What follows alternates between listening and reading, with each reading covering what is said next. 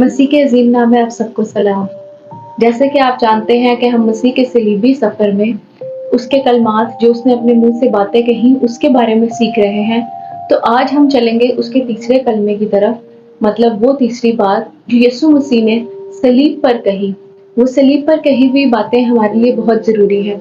वैसे तो यीशु मसीह के मुंह से निकली हुई हर एक बात बहुत ज़रूरी है, लेकिन आज हम क्योंकि ईस्टर करीब आ रहा है तो हम सलीबी कलमात के बारे में सीख रहे हैं, इसीलिए हम तीसरे कलमे को देखेंगे। तो आइए हम देखते हैं यूहन्ना की इंजील, उसका 19वां बाब, उसकी 26वीं और 27वीं आयत। यीशु ने अपनी माँ और उसके शागिर्द को, जिससे मोहब्बत रखता था, पास खड़े देखकर माँ से कहा, ऐ औरत, देख तेरा बेटा ये है।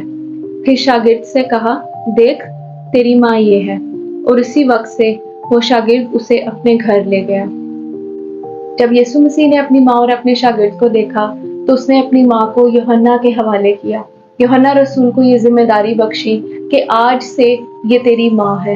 इसका मतलब ये था कि यीशु मसीह उस शागिर्द को ये जिम्मेदारी बख्श रहा है कि मेरी माँ का ख्याल तूने रखना है, और यूहन्ना को ये ताकीद कर रहा है कि अब से ये तेरी माँ है, तूने इसका ऐसे ख्याल रखना है जैसे अपनी माँ का ख्याल रखता है। जब यीशु मसीह को मसलूब किया जा रहा था, उस वक्त तक यीशु मसीह के जो भाई थे उन्होंने उसको कबूल नहीं किया था, उन्होंने उसको मसीहा नहीं कबूल किया हुआ था, इसीलिए वो ईमानदार नहीं थे। तो सबसे पहली बात जो देखी जाती है वो ये है कि यीशु मसीह ने अपनी माँ की जिम्मेदारी एक ईमानदार, जो कि यीशु मसीह पर ईमान लाया था शागिर्द, उसके हाथों में सौंपी है। और जैसे मैंने पहले बताया कि यीशु मसीह के मुंह से निकली हुई कोई भी बात बेफायदा नहीं है या सादा बात नहीं है। यीशु मसीह के मुंह से जो भी बात निकलती है वो बहुत जरूरी और हमारे लिए बहुत सी सीख रखती है। सुनने में तो बहुत सादा सी बात लगती है। यीशु मसीह ने शागिर्द से कहा कि ये तेरी माँ है, और माँ से कहा कि अब से तेरा बेटा ये है। तो सुनने में तो बहुत सादा लगता है। यीशु मसीह ने अपनी दुनियावी जिम्मेदारी को पूरा किया है। दुनियावी तौर पर यीशु मसीह का ये फर्ज था कि वो अपनी माँ का ख्याल रखे, और उस दुख और तकलीफ की हालत में जब वो मौत के बिल्कुल करीब था, इतना जुल्म उस पर हो चुका था, वो सलीब पर लटका हुआ था, तो उसने अपनी इस जिम्मेदारी से दस्तबरदार नहीं हुआ, बल्कि उसने अपनी माँ को अच्छे हाथों में सौंपा, जहाँ पर उसको इस बात का यकीन था कि मेरी माँ का ख्याल किया जाएगा। इस वजह से उसने अपनी दुनियावी जिम्मेदारियों से भागा नहीं। और दूसरी बात ये कि शरीयत के मुताबिक और खुदा के 10 अहकाम जो उसने मूसा को दिए, उसमें एक हुक्म ये था, तो अपनी माँ और बाप की इज्जत करना। तो खुदावंद यीशु मसीह ने उस हुक्म को भी पूरा किया। इज्जत जब हम माँ बाप की करते हैं तो उसमें हमारे वालिदैन का ख्याल भी हमारे लिए जरूरी है। तो इस वजह से जब हम ये देखते हैं तो यीशु मसीह उस हुक्म को भी पूरा कर रहे हैं जो कि खुदा ने हम सबों को बख्शा है। इसीलिए मैं जब इस पे गौर कर रही थी तो मैं ये देख रही थी कि मेरे लिए इसमें सीखने की क्या बात है। तो फिर मुझे रूहुल कुद्दुस ने इस बात को इस तरह से समझाया कि जब हम खुदा की खिदमत करने निकल जाते हैं तो हम बहुत औकात अपने माँ बाप की जिम्मेदारियों को भूल जाते हैं। उनका ख्याल करना, उनकी इज्जत करना, उनको एक प्रॉपर शेल्टर देना जबकि हमारी जिम्मेदारी हो जाती है। जब हम बड़े होते हैं तो वो हम अक्सर निग्लेक्ट कर जाते हैं, फॉर ग्रांटेड करते हैं, और हमें लगता है कि हम खुदा का काम करते चले जा रहे हैं, इसीलिए सब भला ही भला है। लेकिन यीशु मसीह ने दुनिया में रहते हुए हमारे ऊपर इस बात को वाजिया किया है कि जो दुनिया के तौर पर उसकी माँ की जिम्मेदारी उसके ऊपर थी, उसने उसको मरते दम तक खूब निभाया।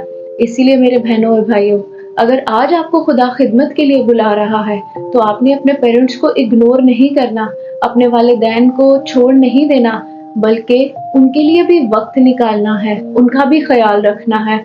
अपनी जिम्मेदारी को जो खुदा ने आपको सौंपी है, जिसमें खुदा ने आपको हुक्म दिया है कि अपने माँ बाप का ख्याल करो, उनकी इज्जत करो, और वो हमारी उम्र को दराज करेगा, ये वादा भी उसने हमारे साथ किया है।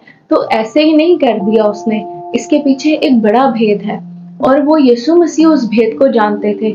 इसीलिए यीशु मसीह ने उस हुक्म को पूरा किया, और आज हम पर भी लाजिम है, हम जो खुदा के पैरोकार हैं, हम जो अपने आप को खुदा के खादिम कहते हैं, हम जो खिदमत करने के लिए पुरजोश हैं, हमारे ऊपर ये बराबर की जिम्मेदारी है कि हम अपने माँ बाप का ख्याल करें।